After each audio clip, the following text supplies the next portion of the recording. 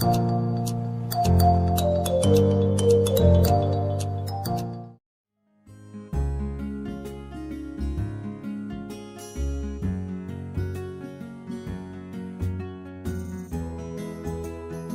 is my second house. I moved in here 2 weeks ago, and I noticed it did not have gutter guards on it.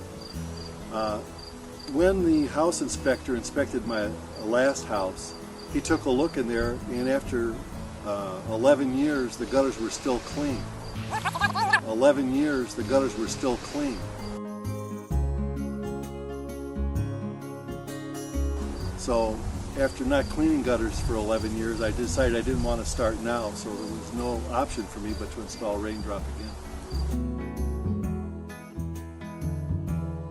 Well, I like the fact that it's black and it absorbs heat in the winter and melts the snow.